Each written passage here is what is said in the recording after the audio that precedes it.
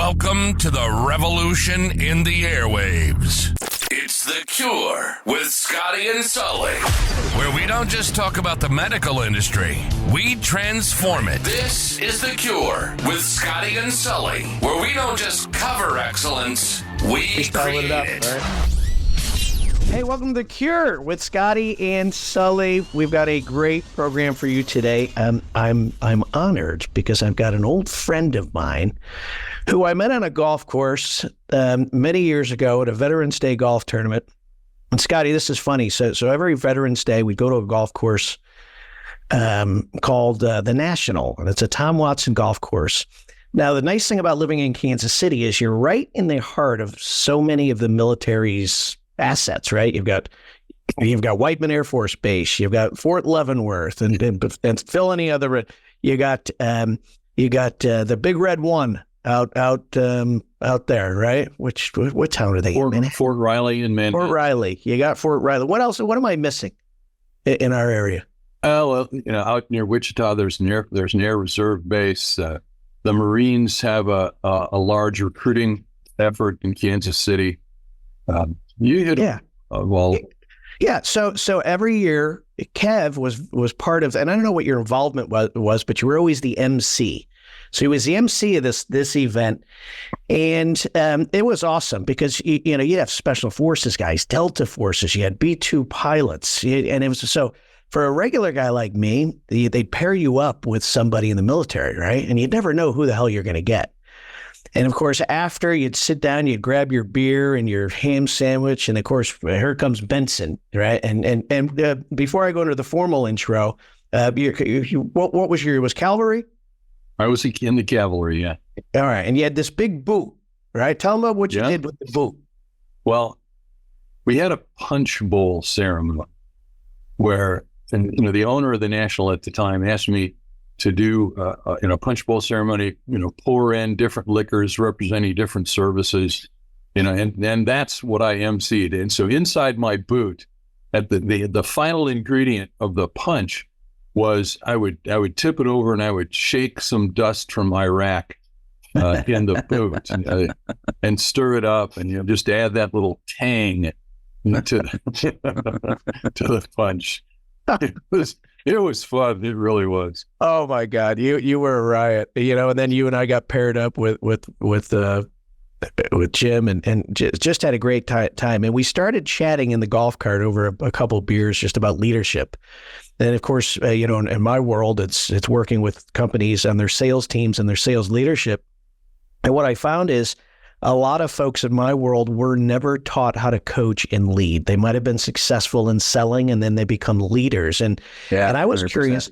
Yeah, right, Scotty, and please jump in. But where I was curious, Scotty, with the military and speaking with Kev, was people have to go from subordinates, followers, then they get dropped into leadership roles. And so the military knows how to do that fairly well, right? How do you get people's minds to think differently and lead and critical thinking, which is what you're huge on. So maybe tell us a little bit about what you did at Fort Leavenworth, because you were teaching planning and you were part of like a master's program in leadership for these guys who were going to lead our country.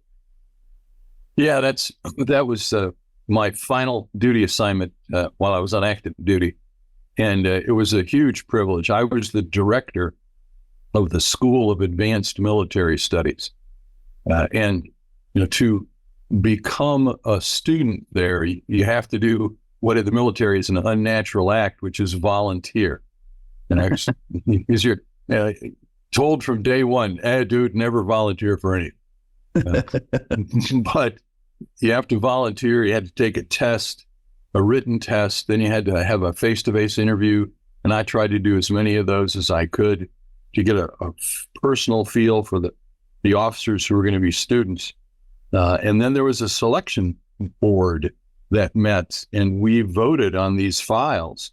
And so out of 200, 250 or so, we would pick, well, when I was director, we'd pick about 65. Because we had 6 seminars. We tried to keep the seminars around 12 to 14. So we really picked some really superb people. So what do we teach? Well, it's a school for war planning, go figure. And we were well and truly at war when I was the director. So the theory of warfare. We had practical exercises that were focused on larger formations. So how do you plan for larger formations? The baseline common experience that soldiers and sailors, airmen, and Marines have is a leadership role at a lower level. When we were asking these folks to step up so that if your last significant experience was as a company commander, anywhere from 100 to 250 soldiers, or the equivalent position in the Navy and the Air Force, Marines are about the same as us as a company. Now it's, okay, now what if you're planning an operation for an organization that has 100 of these companies? What are the considerations? And then, the other side of that is, it's not you making the decision. You're going to be a planner. You're going to be a staff officer. You have to present your work to a major general or a lieutenant general, 2-star or 3-star, depending upon what level you end up at. So how do you communicate? How do you learn how your general, best receives information? Is he or she, a visual learner? And so send lots of read-aheads. Is he a person who learns by interacting? So, minimal read-aheads, get the briefing, and engage in a conversation. How do you do that? I mean, it was a wonderful 4 years. I got to tell you. I mean, Kevin, when you were picking those 65 men and women, what were some common traits with them that you guys would look for? You said you voted on them. Yeah. How at ease they were speaking to me, and I was a colonel. So and the major comes in, did someone fidget in the chair and and awe and stutter and stammer, or were he or she able just to sit down and engage me, look me in the eye? I mean, that's the first thing I looked for. I tell you, the first question that I asked that really threw people was, hey, tell me a book that you're reading that's not in the staff college curriculum. And folks would kind of give a double take. And I just told this story a couple of days ago. One guy kind of stroked his chin and said, well, sir, I'm reading Harry Potter with my kids. And I in my mind, I thought, you're hired. I'm hiring you. So those are the kind of things. It basically was that, amazingly, it was that initial first impression. Yeah. Did you carry yourself well? Were you confident in yourself, but not, an arrogant so-and-so? It's interesting you say that. Back many moons ago at a different career for me, we went through an interview process, training process to teach us how to properly interview, and same exact thing, where it's, a couple of things. One, do you like the person? Because if you don't like the person, you're probably not going to work well with them, no matter what their qualifications are. So that should be number one. Do you like this person that you're interviewing? And I always would ask a question similar to you that was just kind of to figure out the culture of the individual in front of me. I asked them to tell me their top 4 favorite movies. It was my last question of the interview. And it would always catch people off guard, like most random question, but it tells you a whole lot about a person when they rattle off what are their top 4 favorite movies without asking them really anything that you're not allowed to ask them. Hey, Scotty, what are your favorite 4 movies? Well, they've changed so much over the years, but from as a kid back around this time, I would have said silly stuff like Fletch. Stripes was one of my favorite movies. I don't need to know that. Next 2. Caddyshack. So what I've just learned is Scotty is very shallow. Yes, exactly. Well, Kevin, you'll appreciate this. I grew up in the house of a 20-year lifer in the Marine Corps, so it kind of gives you a little insight to how deep my feelings go. I went to school with the Marines. So I was born Camp Lejeune in North Carolina, and then we moved to Joplin, Missouri, where my dad was a recruiter. Oh, wow. Actually, for just a couple of years, and then back to Jacksonville, Florida, where I grew up. He was at NAS Jax, and then up to Cherry Point. So he was in the Air Wing division of the Marine Corps, working on Harrier jets. Oh, cool. He retired at E9. Wow, Sergeant Major. Wow. Yeah. So back in 88-ish, when it was still good to retire from It's always good to retire. the services. All right, I want to switch gears a little bit, Kev, because one thing I noticed when you and I became friends long ago, if not only me, but I think probably a lot of people you've led over the years would describe your leadership style as closer to a Tony Dungy than a Bobby Knight, right? Well, I'm flattered. Oh, it really. And so I'm always intrigued how both styles, be it sports, and of course you're going to teach us a little bit more on military, can be successful. How is it possible that, and you and I talk a lot about it in the book you and I wrote together called Precise Leadership, was the importance of listening and understanding. And you even talk about body language as it relates to interviewing. But, when you're leading people, what's their body telling you? What are their eyes telling you? And not all leaders have that emotional intelligence to do it. They're a bit more directive, yet some can still be successful, dare I say, being assholes. How can that be possible? Well, I would offer the first test really is, do your subordinates see that you are competent? If you are skilled in the profession, and especially in the profession of arms, then there's tolerance to a degree.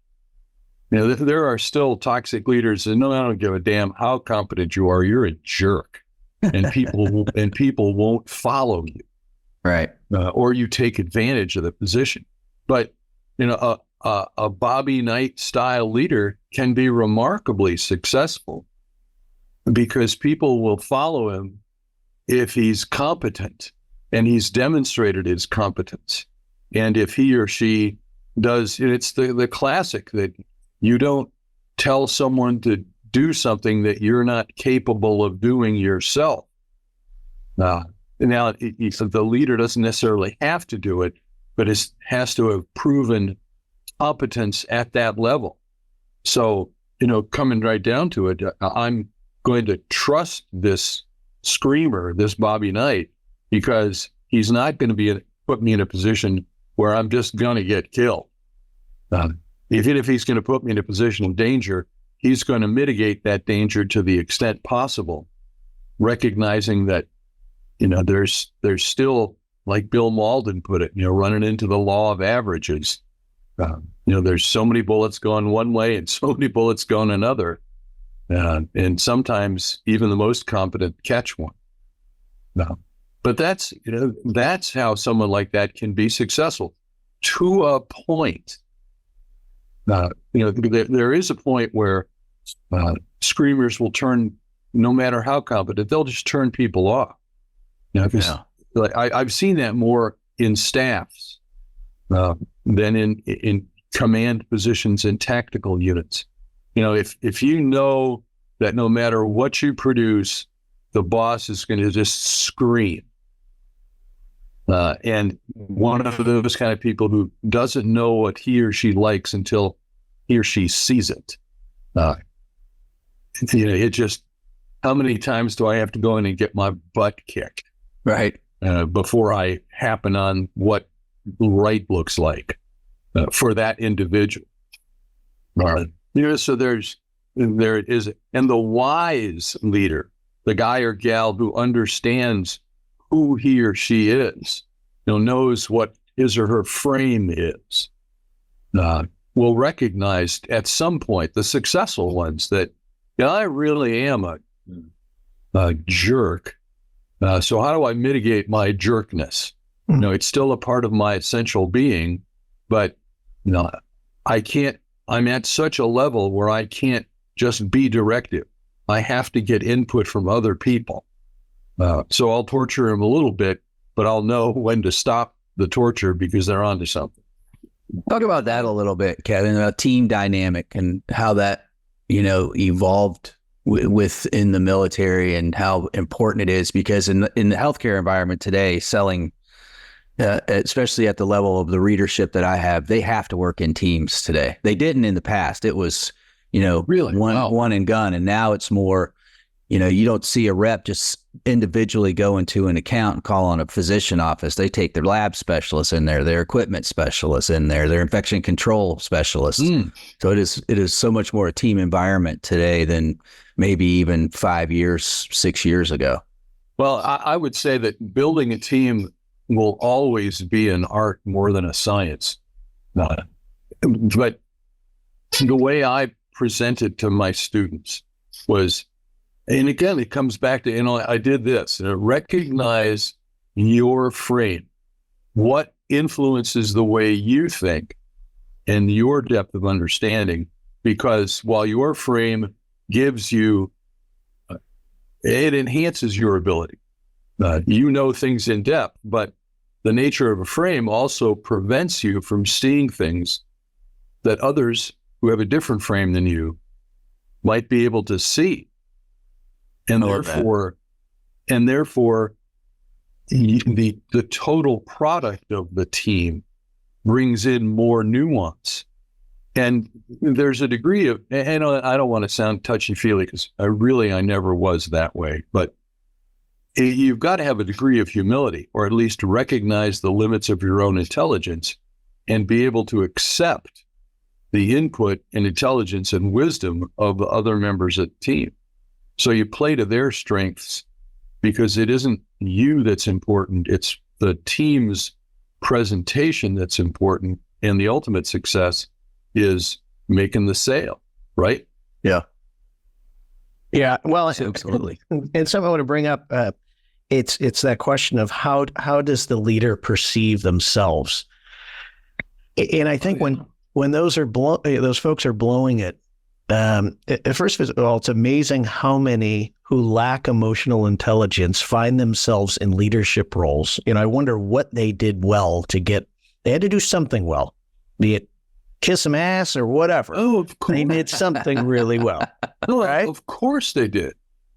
It had to be. It's the only way. Well, in the Army, that I'm most familiar with, obviously, it's you are rated individually throughout your entire career in the evaluation system that we have. And so it's very easy to recognize superior individual performers because the individual produces. And when you've got, all these race horses, these thoroughbreds who are terrific individuals, you're going to recognize folks like that. You're going to promote folks like that because they do really good things. The tipping point is when they're placed in a command position or a leadership position. No longer can that one individual produce everything, but those are the people that we promote, and it's up to that individual to have, like you said, Brian, I'd never heard the emotional intelligence in a whole area of study before, and until recently, actually. Never heard it on active duty. Yeah. But who have that internal awareness that, I have to go, like I wrote an article about, I'm making the transition at some point from being a doer to being a guider. And I have to be able to give guidance that empowers subordinates and team members to do their best. And then it's up to me to be, to stand in between the senior officer and the staffers, so that, and again, this sounds so simple, but if everything goes really well, then it's my job to say, hey, it's your team, General. Here are the great folks who did this for you. But if somebody uses the wrong font and that pisses the general off, then it's my job to stand in front and go, okay, boss, I got that one. I forgot that you like Arial and not Times New Roman. That's mine. I got it. Just we'll deal with it. You understand what I'm trying to go with? Well, it's Scotty. The world you and I have lived in, the medical sales world, so many get promoted. They like that thoroughbred, right? I mean, the thoroughbreds in healthcare 100%. sales become the leaders of teams. And most are never taught the things that we're discussing: humility, looking at yourself, thinking, how do other people perceive you? How do you coach? How frequently do you coach? They're not taught that. And so it's frustrating. And Kev, you jump in here. It's frustrating because those thoroughbreds get in front of a group of folks who might even be A- players, B+ players, maybe even B players, and they say, my God, they're not as good as me. Why aren't they doing it this way? This is ridiculous. I know what works, and I'm telling them what works, and they won't do what works. This is ridiculous. And that cycle, right, leads to frustrated teams, or maybe followers of that leader who give them lip service, but behind their back with their boys, they're saying that guy's an idiot, right? And so I think what Kev, just in learning from you, the conversations are so important because I would say most companies can be fixed if we can fix the level of leadership that's out in the field, right? So in your world, Kev, it might be the lieutenants, right? How do we make them amazing leaders, right? Because they're right there, right? They can affect so many people, and they have to be taught. At least the military does a good job. There are companies, Scotty, that you and I work with, who've never been taught how to coach and to lead, or am I wrong? No, I think it's probably one of the major issues in the industry today is leadership. I think a lot of companies teach sales and do really good at it. And I think there's a miss when it comes to leadership specifically. To your, I got to tell you my impression. And Sully, when you first approached me to talk about that book, Precise Leadership, I remember telling my friends that the guys who were on active duty or just retired like I was like, my God, folks can go to Harvard to get an MBA, but what you and I were talking about was stuff I learned as a lieutenant in the basic course. A brand new commission. It's like, holy crap. Yeah. Because I don't mean to be pejorative. It really wasn't. But like when we were talking, you were looking at me like I was the burning bush, and it was so. It was like leadership 101. It was, which is what I started to get at West Point. And then further throughout every Army school that I went to. The wonderful thing that the Army does, which we recognize that lieutenants are young, they're eager, they want to please, and so every platoon leader, or in the Marine Corps, platoon commander, has a senior non-commissioned officer, a senior sergeant, to just go, okay, LT. Lieutenant, hold on a second. Yeah. We're not fighting, the Battle of Austerlitz here. We're trying to, attack Hill 331. So let's kind of calm down. And we're paired with wise or at least experienced non-commissioned officers. Even in my case, every position I had, I had a senior NCO that was always and I always empowered him. I didn't learn that when I was a lieutenant. That was beaten into us in the basic course. Don't be a dumbass. Listen to your platoon sergeant, because he'll give you signals if something's going wrong. But later on, I always empowered my senior NCO to throw the bullshit flag. I was like, hold on there, Colonel. Just, whoa there, Mustang. Let's just, where were you going with that one? Oh, thank you, Sergeant Major. My first battalion sergeant major ended up being the sergeant major of the Army. That he was that good. And in that role of being an advisor to senior officers, it's tremendous. The second guy was equally good. It's just that he wanted to stay at the battalion level because that's where he was most comfortable and most effective. So that's an advantage I think that we have. But leadership itself is reinforced and reinforced and reinforced, in our units, in our schools. Because the technical side, sure, we teach that too. Yeah. How to put together a march table for a unit. So how long does it take a unit of 100 vehicles to, go 40 kilometers from point A to point B, and where do you have to have refill points, all that stuff that we call the science of war.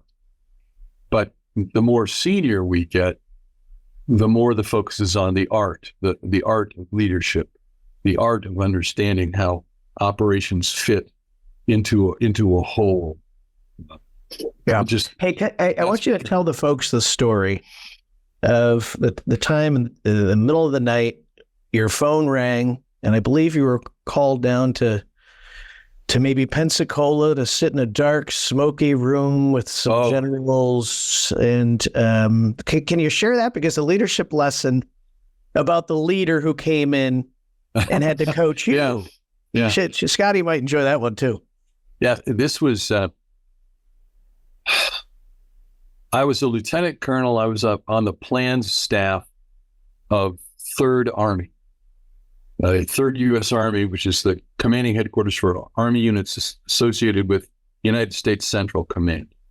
And so this was years ago after, I don't know if you remember the incident where terrorists blew up a barracks full of Air Force airmen, Kobar Towers. And it was almost like Sully said, it was, get that hey you call early in the morning, pack up your kit, you're on this flight, and you're going to Tampa, to the headquarters of Central Command. Yeah. And pack for a few days because we don't know how long you're going to be down there. Like, okay, geez, I've never done this before in my life. Kiss the wife, kiss my daughter, get on the airplane, fly down. And we were thrown into a secure facility. So no one can bring a cell phone in. No one can bring a personal laptop, because all the computer systems are guarded, cyber proof and all that kind of stuff, not linked to an outside system, all that stuff. I mean, it was really serious. And it was, okay, we're going to build a plan, and we're going to invade this country. When the president says we're going, and we have to have a really sound plan put together. Okay, God, I guess this is really serious. And, we're hammering and working away and coming to, quickly to the realization that, we're going to run out of stuff about halfway to the capital of this particular country. And, we need to make sure that the flag of general officers know what the hell we're coming up against. And where's the risk? So then the word comes, okay, the deputy commander wants to come talk to us. And he was a Marine general, big guy, big chest, big arms. And his aide de camp was the same way. It was like an NFL linebacker size guy. And they had just come from bench pressing 1,000,000 pounds or something. He was all buff and walking in and slapping backs. Hey, how you guys doing? You're doing great. Keep it up. Keep it up. And he gave us this rah-rah talk about, we're going to get in. We're going to do this quick. We're going to get there. We're going to kick their ass. Yeah, blah, blah. Really going to rapid. The key word then was rapid, decisive operations. We were rapid, decisive operation. Kick their ass. Okay. And I just thought, okay, it's one of those times when do you want to be right or promoted? And I figured, no, I gotta tell the truth. I raised my hand. He goes, I said, sir, can I ask you a question? Sure. Sir, Lieutenant Colonel Benson, 3rd Army. Yeah. Sir, it's 1,200 kilometers from the point of entry to the capital. Could the general define for us what he means by rapid? Because we're going to run out of fuel trucks 600 kilometers in. And his face got kind of red. He figured he was just going to come in, rah-rah, and walk out. And here's this Army jerk who's bringing up reality. And you know, when you ask that kind of question, because the folks who were sitting next to me started to scoot away. Like, we don't want to get any honest. And the general kind of comes up, he swaggers up and he goes, Benson, and he's poking me in the chest. Benson, that's what I effing to pay you to figure out. And walks out. Like, oh, okay. Thank you, General. It's your problem. Yeah, that's right. You know, don't confuse me with the facts. So what's the lesson in that? That sometimes you will confront a point where you have to raise unwelcome information, and if nobody else is going to do it, you have to have the moral courage to do it. Because in my case, we were talking about lots of GIs and Marines and airmen and sailors might have to go, dare I use that old cockamamie adage of they were going into harm's way. And I wasn't going to be in the first landing craft when the ramp went down. I was going to be somewhere sitting in front of a computer continuing planning. And no, General, I got it fast, but no, this is something you got to know, and I'm going to tell you. So if he was a buddy of yours and you had to sit down with a beer with him, what would you say where he screwed up walking into that room? Well, if I'd had that opportunity, because and he was a Marine, so I know he liked to drink beer. It could have been highly possible. I'd have said, boss, next time you come into a room full of planners who've been, wearing the same clothes for a couple of days and locked inside this airless, or at least not very well ventilated planning room, and you want to give us a rah-rah, the rah-rah we need is you need to communicate to us that you understand that what we're facing is pretty daunting.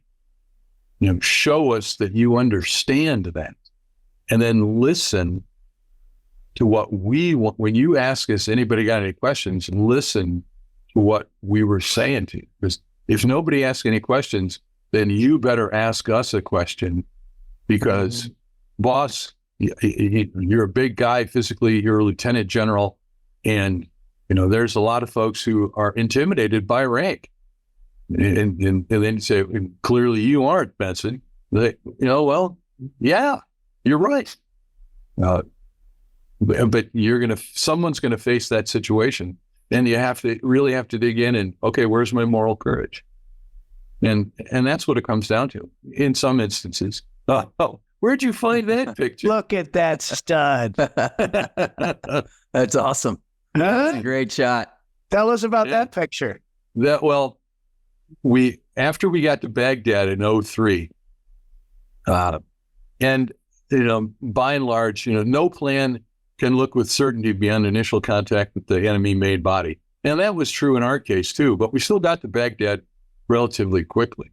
And when I finally got to go up to the city after the great 3rd Infantry Division and 1st Marine Division that brought a somewhat level of order at that time, I got to do my, I call it, somewhat self-pejoratively, my combat tourist run.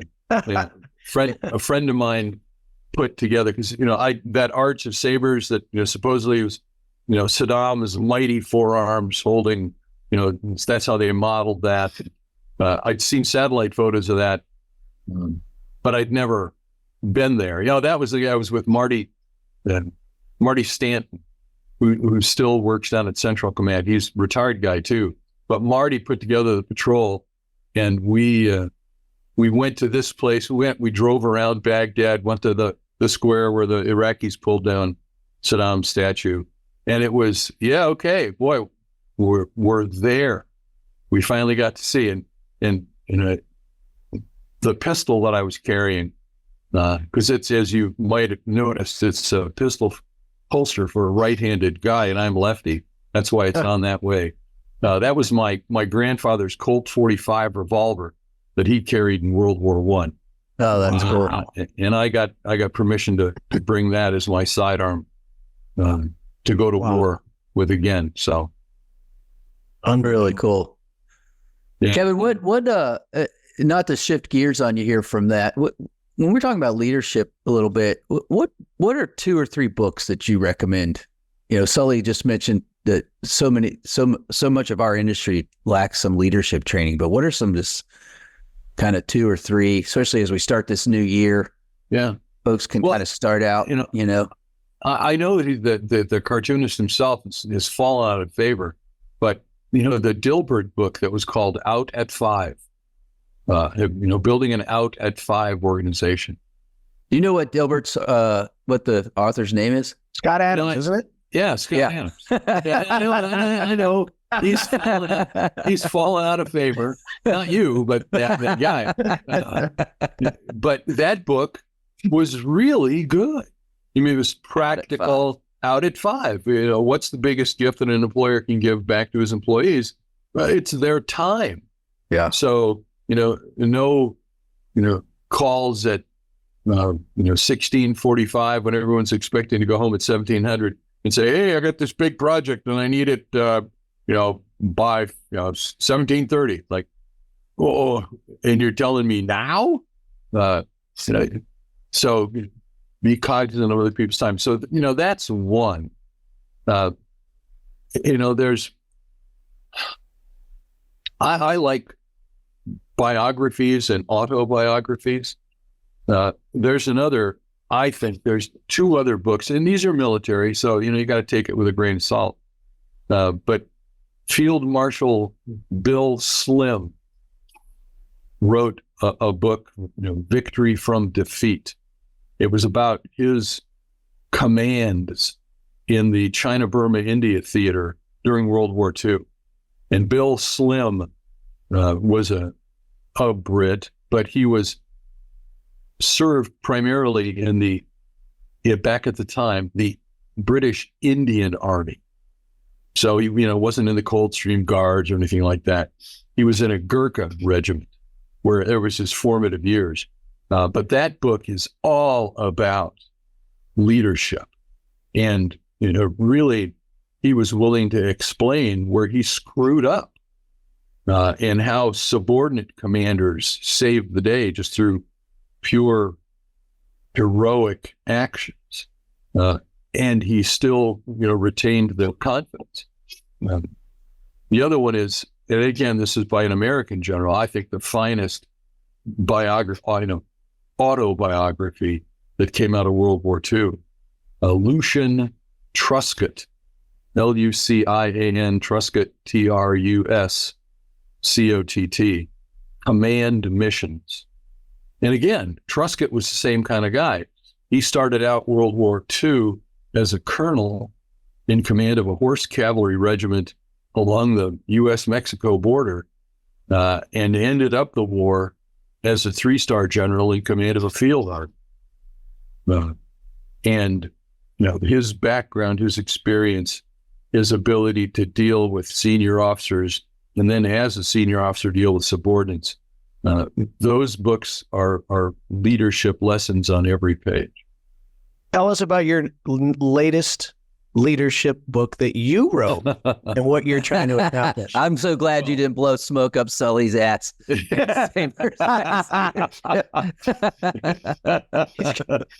thank you very much. Since you asked, the one we wrote is Leadership for Idiots. This is the real one. This is leadership written by an idiot.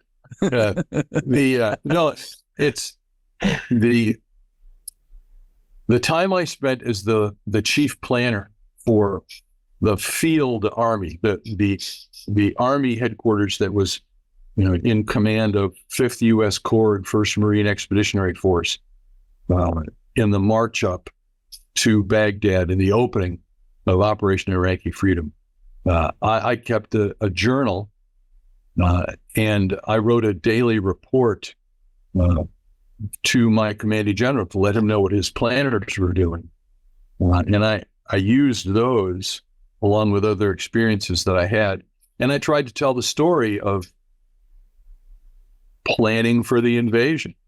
So planning before we invaded, the planning that went on during the invasion, and the planning that went on until I left Iraq for what to do after we took Baghdad. And, my gripe was that the common understanding, to some degree to this day, was that your army didn't plan on what to do after we got to Baghdad. Hence, we were there for 20 years, lots of blood and treasure, and that's just false. Me and my officers and NCOs were planning, put together, I think, pretty comprehensive plans for what to do. Now, that's the point where the planner can only go so far. The planner turns it over to commanders, and even lieutenant generals have to get approval to do things from higher commanders. But to say that the Army's incompetent because we didn't plan on what to do after we got to Baghdad, it's just rubbish. Yeah. And so that's the reason why I wrote the book, but also, the great people that I was privileged to work with, the majors, the lieutenant colonels who worked for me, who did the heavy lifting of, building, for example, building the plan on how to marry up troop units coming from Fort Riley, Kansas to the port of Beaumont, and making sure that the ships needed to move the division were there on time, and then calculating the steaming time to get from the port of Beaumont, Texas, all the way around to Kuwait City, and then how long it takes to offload, get to a staging area in Kuwait. How long does it take to get the weapon systems zeroed again, because stuff will break even on the ship en route, and then make sure there's fuel and ammo and food and water, because it was the desert, water, pretty important, to the right place at the right time. That was incredible work. And then to deal with the reality of, the Secretary of Defense at the time saying, okay, no, we're not going to do that. We're not going to have the president make one decision and then just let the machine take over. So we had to justify every single unit that we wanted. And so there's an interruption of that force flow. And when the units get there, which increases the level of difficulty. Well, and make sure the folks at least heard the broad stroke of that story. Because I know that, military audience will have a much more of an immediate understanding of, well, holy cow, that's what they were doing. Just, I figure it was going on 24 years ago that this happened. And there were people who weren't in the Army then who are now senior officers, because that's a whole career. Yeah. If someone entered Which part of the plan did they not use once we were in Baghdad? There was why we stayed there for 20 years. And you don't have to go to a ton of detail, but I'm just curious. No, listen, just the follow-on plan that we wrote was called Eclipse 2. And we took that name from the name of the plan for how to deal with Germany after the Germans surrendered in World War II. And that's where the similarity ended. But I was looking for some historical tie to Third Army, which was our headquarters. I know my boss, the Third Army commander, knew about the plan because we briefed him on it, but I don't think it went outside of Third Army, and so folks were rolling their own after we left. There was no thread of continuity. I think that was ignored. I really do, sadly. Yeah, that's a shame. And then when you get into the situation where, our headquarters leaves, and then a subordinate headquarters takes over the entire country, and then about a year later, another headquarters comes in to take over. You lose threads of continuity. There's a learning curve every time, and then units transition in and transition out. And even if you were an Iraq veteran of the initial invasion, the next time you come back, you're in a whole different area of Iraq under different conditions with, different Iraqis that you're dealing with. And it's okay. We're starting all over again. So, yeah. All right. What's the name of your book? When's it going to be out? Where can we buy it? Obviously, Amazon. Okay. Let's talk about it. What's the name? It's been published by Casemate Publishing. Matter of fact, and Brian, you'll appreciate this. Just yesterday, I got my first editorial feedback, and the editor would be pleased to have the entire thing rewritten by the 12th of this month. Got it yesterday.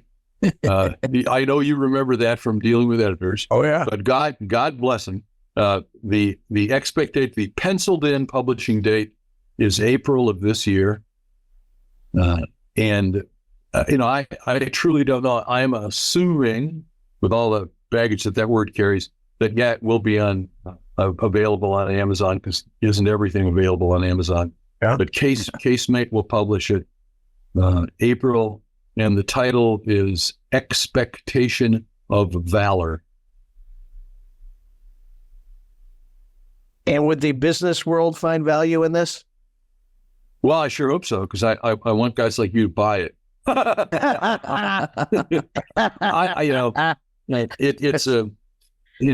It's an unofficial history, because it's the history from my perspective, from where I was sitting at the time. So for what that's worth, and it's just another perspective on the totality of what our country got into in 2003. And it is frankly still involved, even though we officially left in December of 2011. Shortly thereafter, we went back, and as you've heard, we still have about over 2,000 troops in Iraq to this day. Yeah. We may not be going anywhere anytime soon. You could write your next book on our exit from Afghanistan too, would you, Kev? Yeah. All right. Well, Scott, you got any closing comments? Thank you. Kevin, I appreciate your service, my man, and thank you for being on this podcast with us. Very, very entertaining and interesting. And again, I look forward to reading these books that you gave the audience today. Well, thanks. And Happy New Year to you, sir. Yeah, Happy New Year to you guys. I'm really, and I'm not pumping smoke at you. I'm really flattered that my buddy Sully, who knows what a bad golfer I really am, still thinks that I can add value to you guys adventure here. So yeah. Well, listen, even though it's the winter months, jump in that beat up old green Jeep of yours, throw your clubs in back, head on down to Lock, and we'll spend a nice day. All right. Okay. I appreciate All right. it. Ladies and gentlemen, Kirk, what? I still have that Jeep. Why not? What? Why not?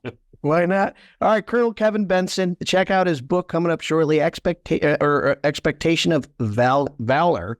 Kev, I love you. Great seeing you.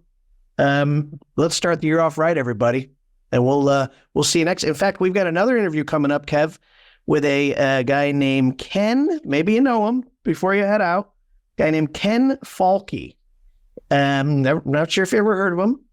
But he's got quite a resume himself. He's Navy Special Ops. And so big military day today. And you started it all off right. All right. Hey, hope you enjoyed it. Listen to The Cure with Scotty and Sully. Thank you, Kevin. See you, Sully. All right, Kev. Thanks, buddy. I'll call you. Guys. Really appreciate it. We'll reach out. We'll set up a date.